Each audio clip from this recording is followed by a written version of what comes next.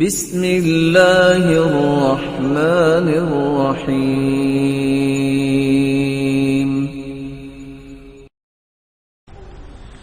خوف کی دوسری قسم ہے وہمی خوف، جس کا کوئی سبب نہیں ہوتا، یا اگر سبب ہو بھی تو بہت کمزور ہوتا ہے۔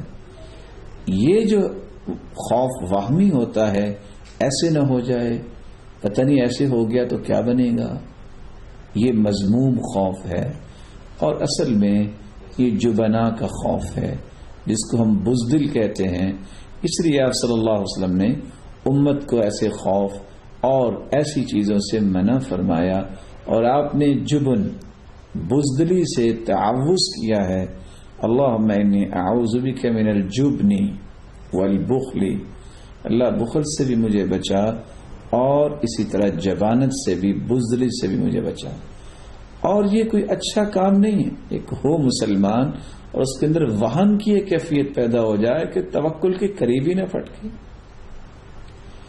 توکل جس کے اندر ہوتا ہے وہ وہمی خوف کا مریض نہیں ہوتا، اس کے دل میں شجاعت ہوتی ہے۔ اور اس لیے علماء یہ لکھتے ہیں کہ جب انسان کا ایمان قوی ہوتا ہے تو اس کے دل سے اس طرح کا خوف جو ہے وہ جگہ نہیں بناتا۔ جب اس کا ایمان کمزور ہو جاتا ہے تو قوی خوفہ من غیر اللہ، جتنا ایمان اس کا کمزور ہو اتنا یہ خوف وہم کا زیادہ ہو جاتا ہے۔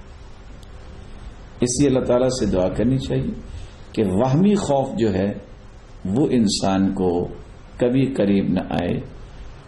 خوف کی تیسری قسم ہے حرام خوف۔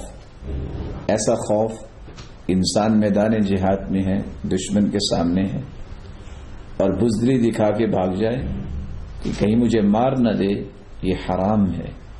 انسان جو دوڑ کے جاتا ہے میدان کارزار سے تو اللہ کا غضب لے کے جاتا ہے۔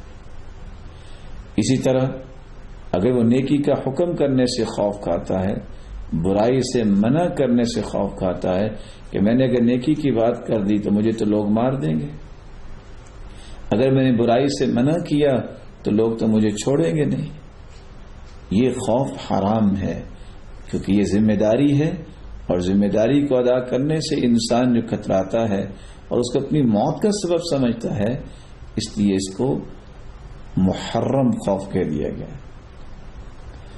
خوف کی چوتھی قسم یہ ہے کہ انسان کے اندر اعتقادی خوف ہو، کسی بھی چیز سے، کسی بھی انسان سے، اس لیے خوف کھائے کہ اگر میں نے اس چیز کو ہاتھ لگا دیا تو میں فوت ہو جاؤں گا، اگر میں نے فلاں کی بات نہ مانی تو وہ تو مجھے نہ جانے کیسے دنیا سے ختم کر دے گا۔ یہ خوف صرف اللہ تعالیٰ کو ہونا چاہیے کہ اللہ تعالیٰ کا جب تک فیصلہ نہیں ہوگا اس وقت تک موت نہیں آ سکتی۔ یہ فلاں چیز کے اندر کوئی صلاحیت نہیں ہے کہ وہ موت بن جائے گی، وہ موت بنانے والا بھی اللہ ہی ہے۔ اس لیے اس طرح کا خوف اللہ کے علاوہ کسی اور کے اندر محسوس انسان کرتا ہے کہ میں نے فلاں چیز کو ہاتھ لگا دیا، میں نے فلاں چیز کو اختیار کر لیا، میں نے فلاں کی نافرمانی کر لی تو میں قتل ہو جاؤں گا، یا میں فقیر ہو جاؤں گا، یا مجھ سے سب کچھ چھین لیا جائے گا۔ یہ ذات صرف اللہ تعالیٰ کی ہے جس کے بارے میں انسان کے دل میں خوف ہونا چاہیے، اور یہ خوف عبادت ہے، اور یہ عبادت صرف اللہ کے لیے کی جا سکتی ہے۔